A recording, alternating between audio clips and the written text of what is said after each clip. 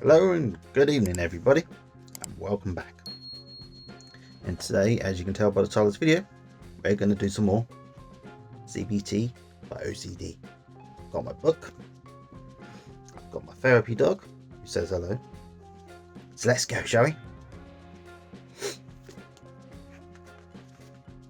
If you remember, we're about to start chapter 2. How did I develop OCD?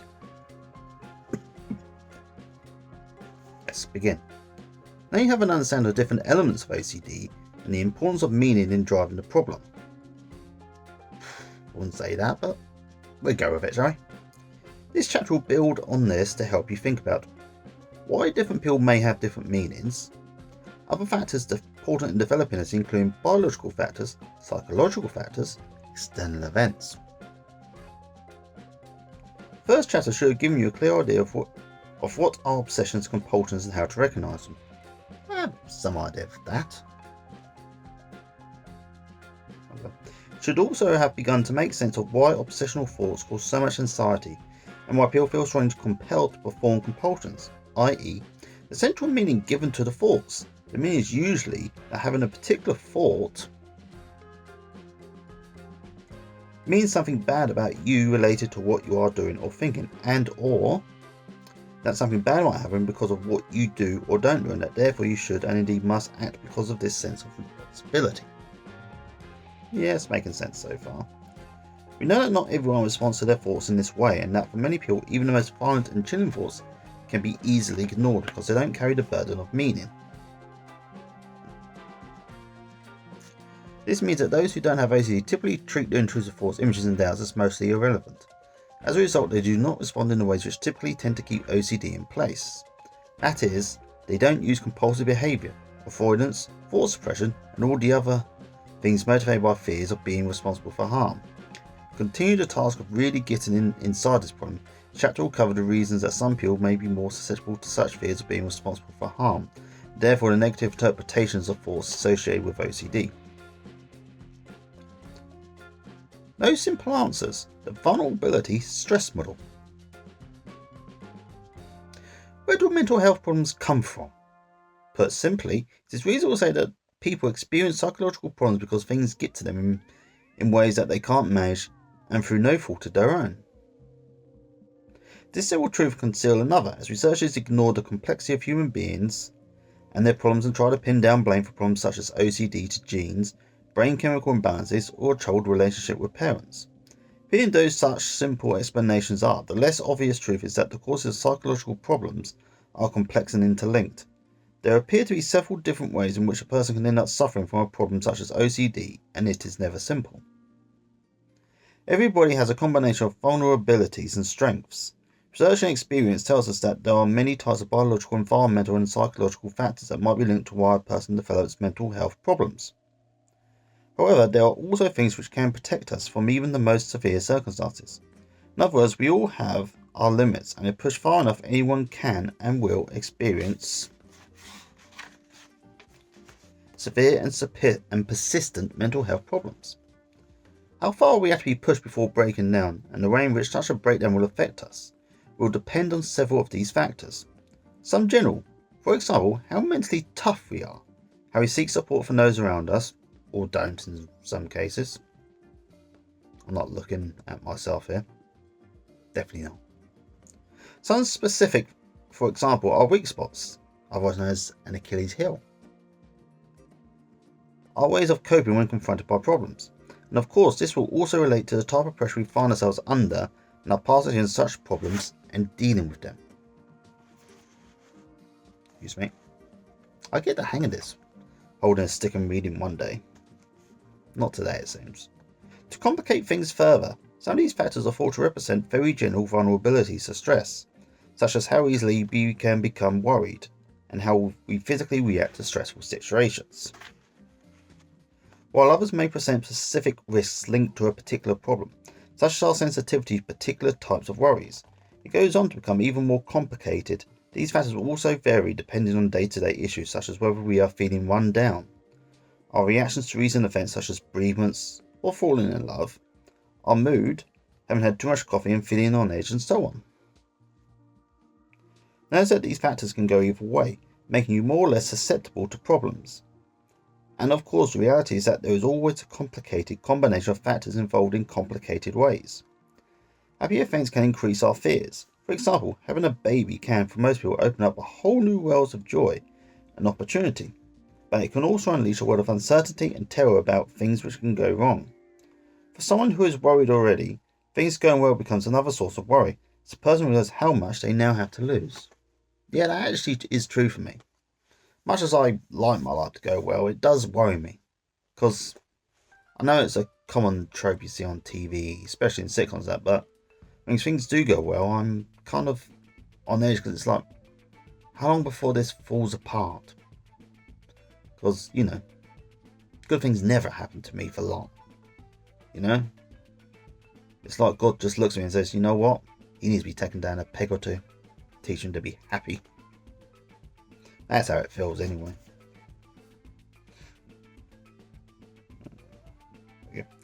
This complicated pattern of factors has been described as the vulnerability stress model.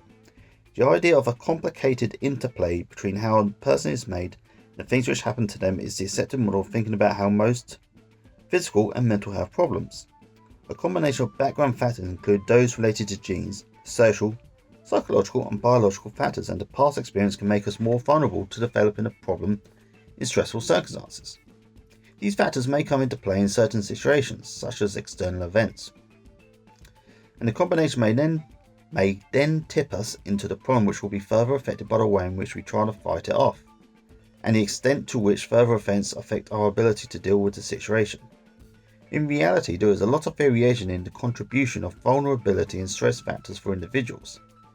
Maybe the one factor is particularly potent for one person, while another could be something completely different. The diagrams below illustrate this, and now I will show this diagram.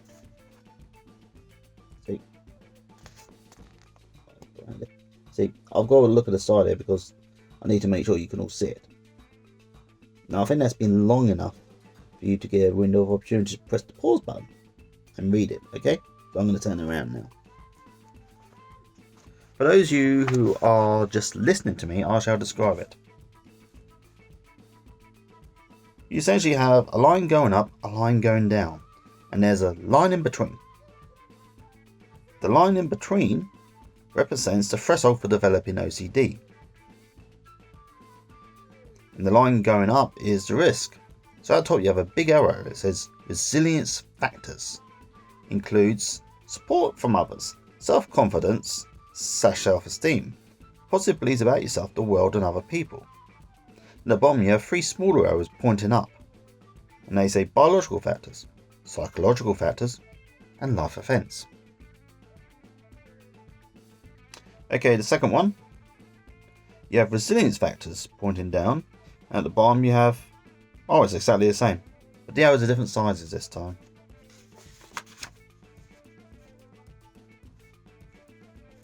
Right.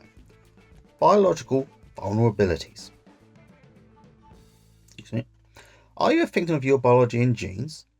Some neuroscience researchers in the field of mental health have encouraged us to think of research on brain scans and similar findings as indicating that you are. This research is often described in terms of chemical imbalances in the brain, faulty brain circuitry, genetic defects, and so on. However, people are often surprised to learn that the supposed genetic and other supposed vulnerabilities described in OCD are most likely to fall into the category of non-specific risks for developing a disorder. An example of a non-specific risk would be the fact that women are twice as likely to be depressed as men. This does not mean, of course, that depression is caused by being a woman, which I think is a fair point. I could go on, but it might. But it wouldn't make much sense. Yes, groups of people with OCD are sometimes found to have different patterns of brain activation when brain scans are carried out. However, it would be very weird if this were not true. Given the way these studies are carried out, the brain scan is sensitive to different patterns of activity in the brain and can, for example, detect the difference in terms of the way the brain reacts between expert musicians listening to music and people with no special knowledge of music. It is therefore not surprising that there are brain activation differences between people with OCD and those without. They tend to have different patterns of worrying, This does not mean that OCD is a biological disease. Okay. Are you all with me so far? Then I shall carry on. No true biological differences have been found between people with and without OCD. And those that have been identified are confused by the fact that having the disorder can lead to temporary changes in the brain, such as listening to music or thinking a happy thought. There's clearly no OCD gene, but certain genes have been implicated as vulnerability factors. These genes become relevant and switched on in particular environments. This is true of all human behaviours. For example, having a genetic predisposition to be an amazing tree climber may not be relevant unless you live somewhere where you can climb trees regularly. We cannot do very much about the genetic hand which nature deals us, but we know that biology is only one aspect of vulnerability and that other factors, which can change, are necessary for a problem to develop. It is hard to estimate because the research findings are not clear. Probably less than 10% of what happens in OCD can be linked to genetic factors. And these factors are probably to do with being prone to anxiety, that is, being a bit of a worrier. Also known as a negative Nancy, or a paranoid Percy. I invented that last one myself. When I was having a pretend conversation with myself, I said, my problem is I'm a bit of a paranoid Percy. I think it sounds good. It rolls off the tongue, my paranoid Percy. If by some stroke of bad luck it's an actual term that I've somehow accidentally stolen, then I can only apologise and say I'm an idiot. I don't know any better. Alright, key idea. At the time of writing, there was no biological theory of OCD which helps us understand it in ways which could improve how it is treated. Okay. Could have done without reading that bit, really. Right, next bit. Psychological vulnerabilities. The special role of responsibility. Excuse me, I have an itch on my arm. There is no doubt that OCD is a problem of thinking and how the sufferer reacts to their thoughts. We all have silent beliefs about ourselves and how the world works and our future. These are general attitudes which are based on our understanding of our place in the world and are linked to the values by which we live our lives. These attitudes may not be something we are aware of most of the time, and we may never even have thought much about them. But they are there and we act consistently with them. For example, if you are a person who has general attitudes about yourself, that you are essentially good and competent, but one day your car breaks down and you lose your keys, you may think, what a lot of bad luck. If you believe that you are in some way defective, you may conclude, bad things always happen to me. Returning to Beck's cognitive model, put forward the idea that the beliefs that a person holds about themselves and the world in general act like a lens through which they view what happens to them.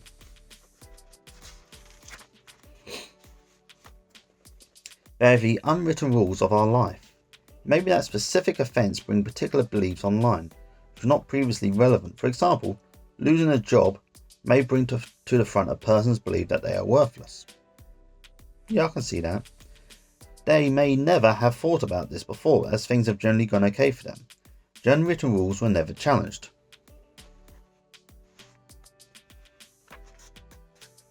No.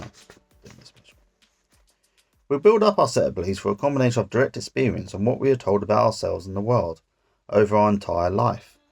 It is therefore very difficult to pinpoint where beliefs come from, and in reality they are usually assembled and developed from many different sources over many years. A number of beliefs are relevant to the experience of OCD. These include the need to be perfect, the need to be in control, and difficulties in tolerating uncertainty. One set of beliefs that has been consistently shown to be very important in OCD is the set concerning responsibility for harm. This is the idea that by doing something wrong or failing to act, you may be responsible for causing a terrible and preventable outcome. Terrible thing may be very individual and may involve in harm coming to you or someone you love, or a complete stranger. Key factor is that by your actions, what you do or what you don't do, you'll be in some way to blame if it were to happen. I'm with this so far, you? Sorry, my eyes are getting a bit painful, man. Okay, back to it. You know that people with OCD have very broad shoulders where responsibility is concerned. That is, They feel very aware of responsibility, and it is very hard for someone like that to tolerate the idea that they could be even partly responsible for something awful happening and not do something about it. As with other beliefs, these ideas build up over time, but theories suggest that particular early experiences may play a role for some people. One example of this is being expected to or made to take on a lot of actual responsibility, perhaps by caring for siblings or even adults. Similarly, scapegoated children who are consistently blamed by parents/carers for negative consequences over which they actually have little control. Example, look what you've made me do now. Straight out of the Narcissist's Handbook, that one. And such things may take on a broad sense of responsibility. Excuse me. You may have had to follow very rigid and extreme codes of conduct and duty, leading you to conclude that there are very bad moral consequences to certain actions. Some overly strict religious upbringings can have this effect. For OCD, a highly relevant example is the idea of sin by thought. See Superstition and Magical Thinking on page 61. I'm not going to look at it now. Everyday things like danger of not being clean can sow the seeds for obsessional fears about contamination and washing. I understand all this. As someone who's not particularly religious, I do believe in some sort of retribution. Not for the world, just me. I believe that if God is real, he's targeting me, and only me, and usually because I masturbated at one point in my life. And if I'd done it a second time at some point, he might just punish someone I know, and make me feel guilty for that too. Alternatively, you may have been overprotecting the children from ever taking responsibility, perhaps by being told that the world is too dangerous a place and that you're not able to operate successfully in it without taking a lot of care. When it is your turn to take responsibility, this can therefore become particularly frightening, leading you to be so careful that you behave obsessively. Now there's a little box there. Actually, I'll stretch you properly. See that properly? That's enough time to pause and read, but I'll be reading it out loud anyway. Just wanted to show you. General beliefs commonly accompanying compulsions. Number 1. If I don't act, something bad will happen and it would be my fault. Yep, I get that one. Number 2. Now I've thought of it, I should do something about it. Very true.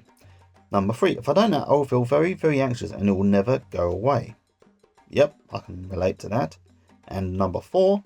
I have to be completely sure that I have not allowed something bad to happen.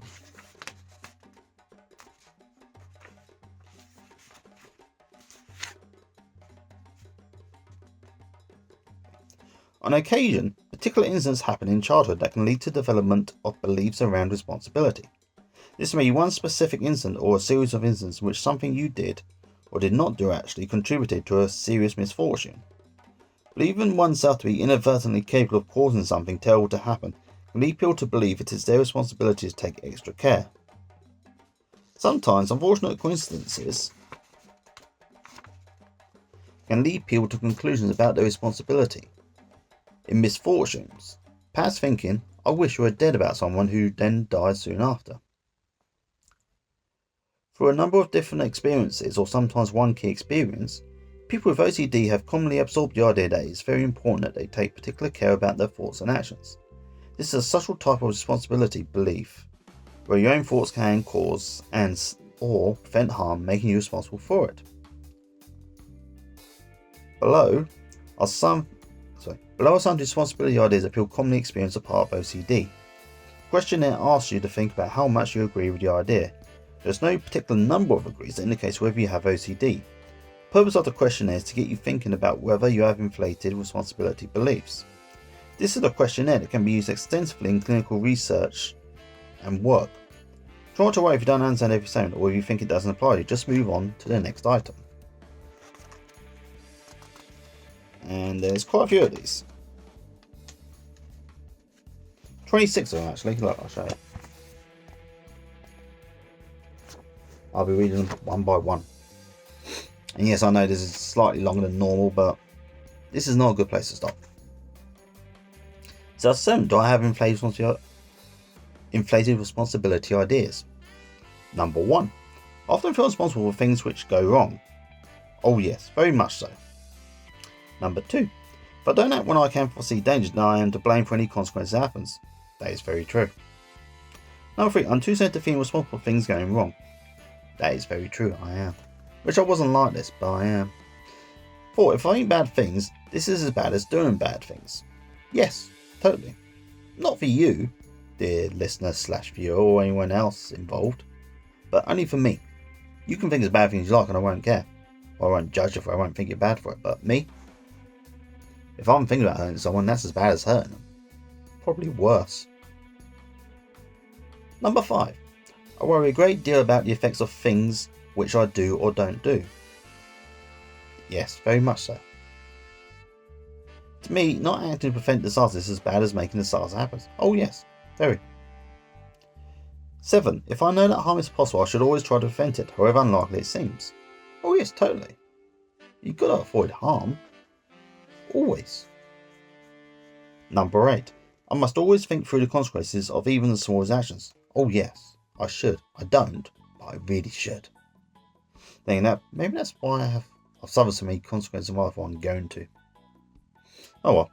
Number 9. I often take responsibility for things which other people don't think are my fault. Yeah, I do that sometimes. It's easier. Number 10. Everything I do can cause serious problems. Oh yes, definitely. Totally, definitely. Number 11. Often close to causing harm. I don't know about that.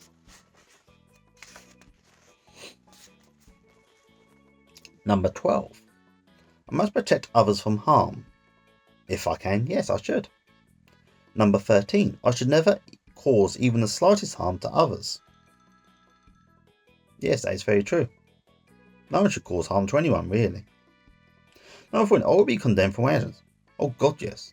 By society, by God, and everyone else, really. Number 15. If I can have even a slight influence on things going wrong, then I must act to prevent it. Oh yeah, definitely. Gotta do that. Number 16.